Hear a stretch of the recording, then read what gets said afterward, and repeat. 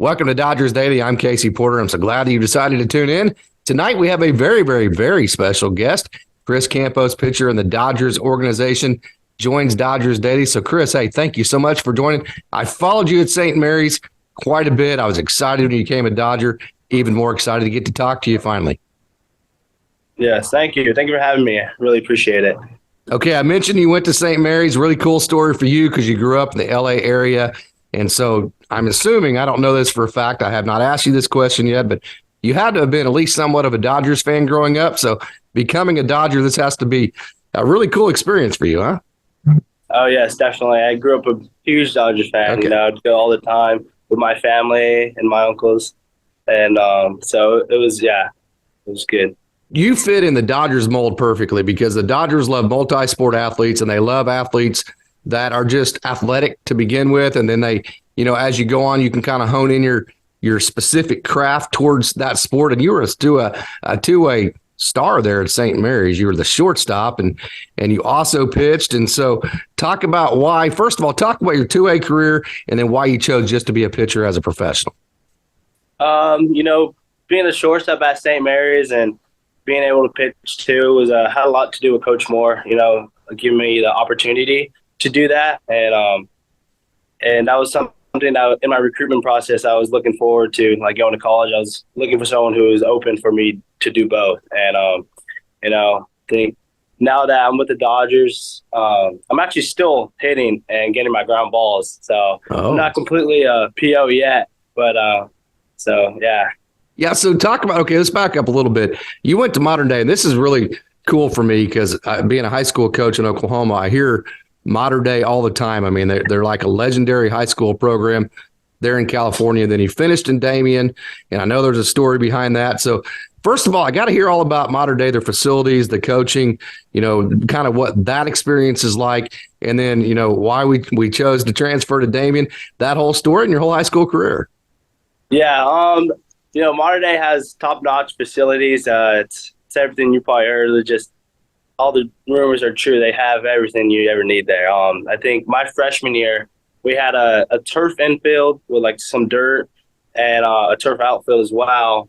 It was a really nice field. And then the following year, my sophomore year, they got a brand new field, all turf with a jumbotron out in right field. So it was like playing at a big league stadium. It was a really nice field, and also the weight room they have there too is insane. It's really nice. I'll bet. Okay, so you finished your high school career at Damien. Take us through that. So my experience at Modern Day was really good. I was on the freshman team my freshman year, and then my sophomore year I was on the JV team, and I had some really good coaches. They taught me a lot. Josh Lee was my JV coach that I played for my last year at Modern Day. And, he's actually someone I still talk to this day. And he was actually at my first Quakes game when I made my outing there. And I think going from Modern Day to Damien, there's a story that happened there. I was going into my junior year. I was planning on going back to Modern Day. I had a really good season. I was the MVP on the JV team. And I was hoping to be on the varsity team and fight for a starting spot. But when I went in to the summer meetings, I was talking to the head coach at Modern Day, and he was kind of giving me a rundown of what he thought and my abilities and stuff. And he was just telling me that D1 colleges weren't looking for players like me, that I was too small, and I just wasn't going to be on the starting lineup for his varsity team. And so with that conversation, it hurt. I wanted to stay there. I had a lot of good friends. I loved Modern Day, but for me and my baseball career, I needed to make the decision to go and leave and go to Damien, where I went to play for Coach Andy Neto. Really great baseball coach. He didn't promise me anything, didn't promise me a starting spot or anything like that. He just said that he would give me an opportunity, and for me, that's all I needed was an opportunity to show that I could play. And so he gave me that opportunity, and I started for him at Damien for the next 2 years at my junior and senior year, and it went really well. Awesome deal. And, one thing about you is that you always bet on yourself. You play with confidence, and all you need is an opportunity, because if you get an opportunity, you have the confidence, you carry yourself with the confidence that you're going to take advantage of that opportunity, don't you? Yes, no, definitely. It comes from my hard work and preparation for games and stuff like that. So that's where I get my confidence. Yeah, and you talked about, getting that opportunity at Damien to maybe prove some people wrong, add that log onto the fire, that fuel to the fire, just to kind of, be motivated to prove everybody who doubts you wrong and that kind of thing. And I know probably, well, I don't know this, but probably I'll ask you this question. Going to St. Mary's and Coach Moore, he's the type of guy that he reaches out and he said, hey, this is the guy I want. You're the guy I want. So is that kind of what made you feel like St. Mary's was the right home for you? Yes, no, definitely. I think it was Coach Jordan Tuig, who was the guy who was really heavy on recruiting me there. And he's really good at what he does. Yeah, I'd say that for sure. He feels like family.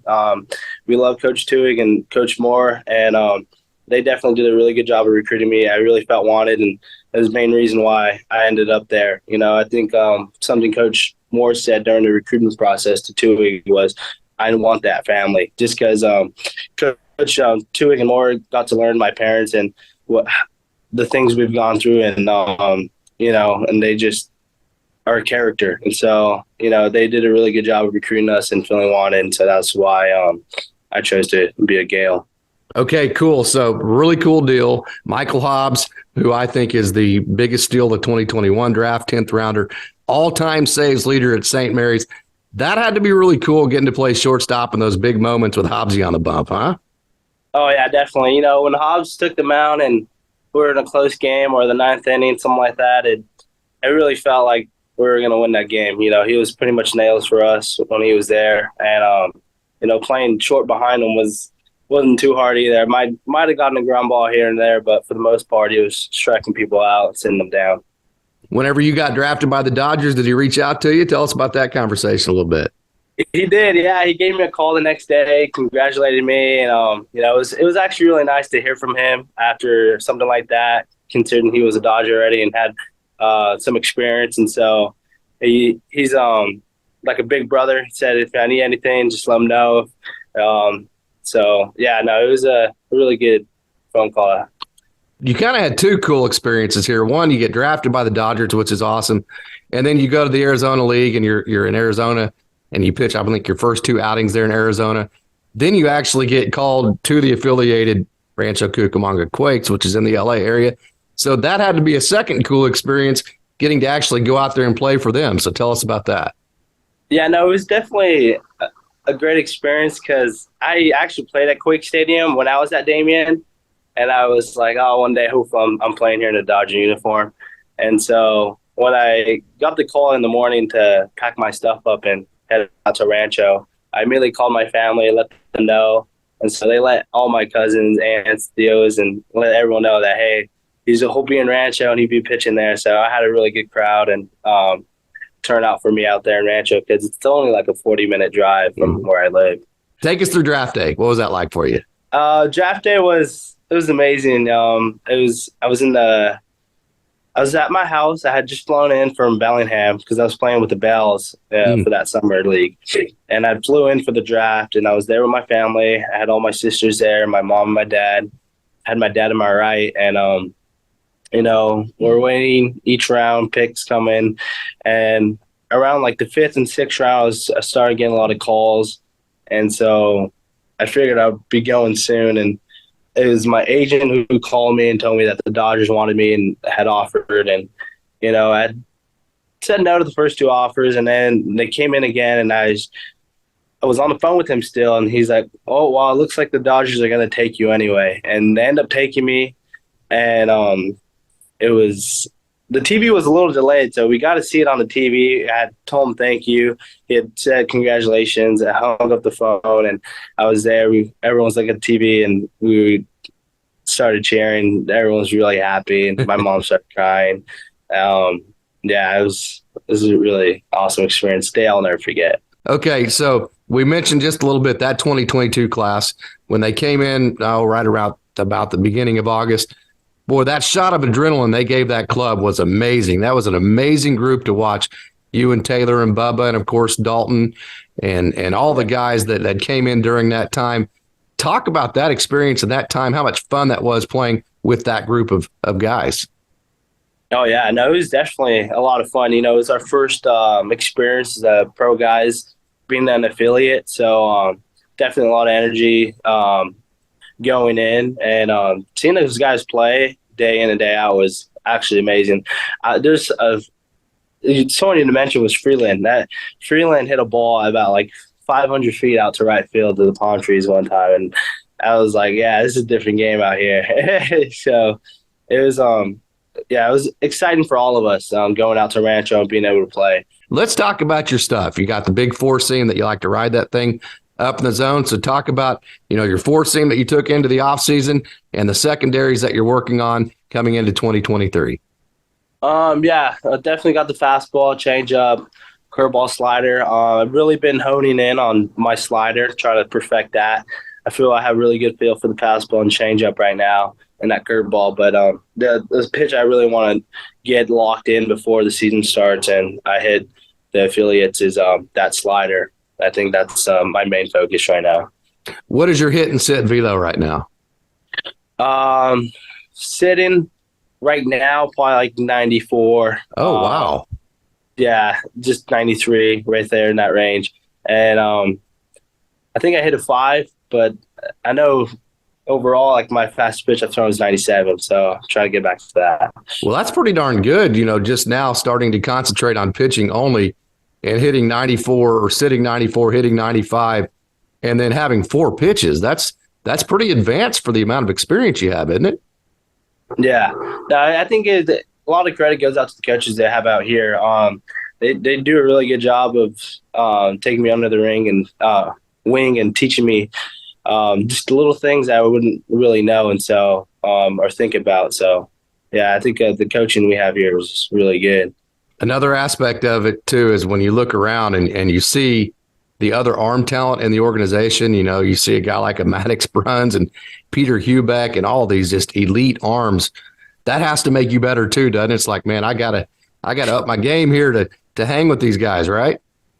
Yeah, I think those guys have pretty good arms and will do great things in the future. But the guy I work with probably the most would probably be Jared Caros. Me and him together in the off season a lot, so we got to pick each other's brains and had our bullpens together, and we were throwing on the same schedule. So I think me and him picked up a lot from each other during that off-season time, helping each other out with off-speed, fastball, how we felt, and things we do.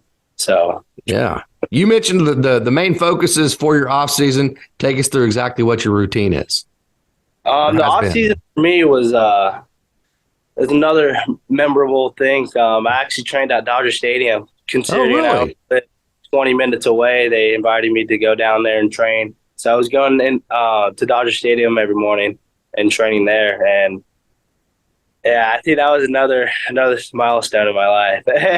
Yeah, no doubt about it. That's really, really cool. Okay, so I'm sure it was a great experience for you and you learned a lot in your first, little bit of professional baseball there. So what things did you take away thinking, you know what, right now I'm probably good enough at this to be a consistent professional baseball pitcher, maybe even a major leaguer? And what things do you feel like, hey, I need to get better if I want to become a major league baseball pitcher and be consistent at it?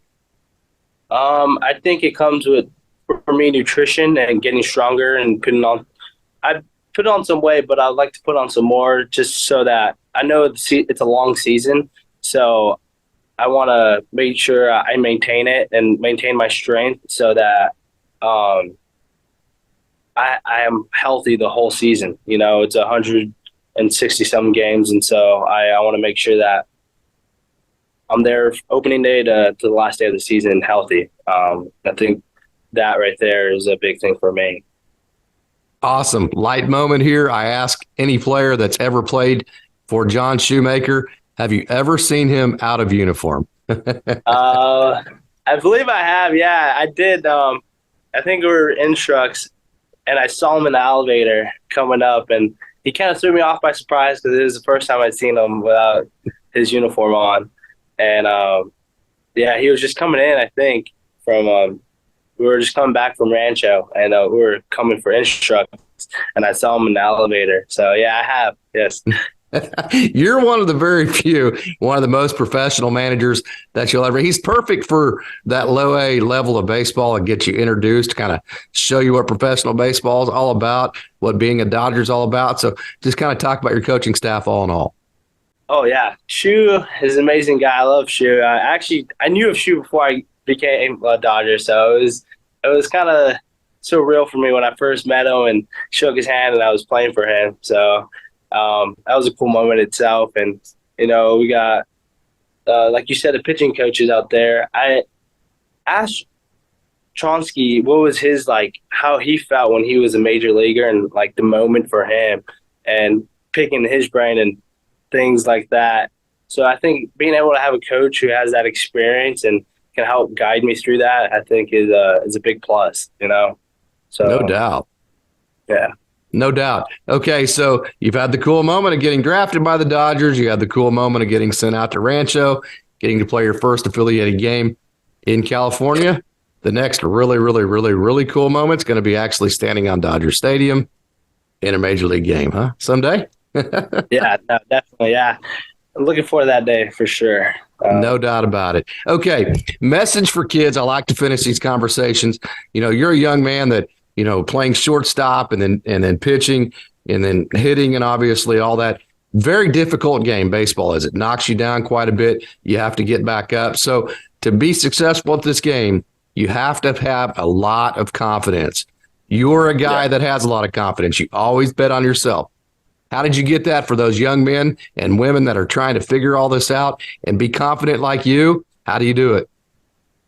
I think the confidence comes from the work I put in, Yeah, I think it just comes with hard work, and anyone willing to put in the work and sacrifice some things, they're going to get really far in life and get things done, what they want to get done if they're willing to put in the work. And it comes with some sacrifices too, My dad always says, the bigger the sacrifice, the bigger the reward, And so, yeah, I think the main thing is definitely work because you get your confidence from that. At least that's how it is for me. Fantastic. Chris Campos, this has been such a wonderful experience for me. Like I said, I followed you in college. I was so excited you became a Dodger. I got to see, I have not seen you with my own eyes yet as far as being in person, but I have seen you on video quite a bit. And you got the big time fastball. It explodes, that ride and run. It explodes on hitters. So excited to watch you develop through the system. And thank you so much for joining. Perfect. Thank you. Thank you for having me.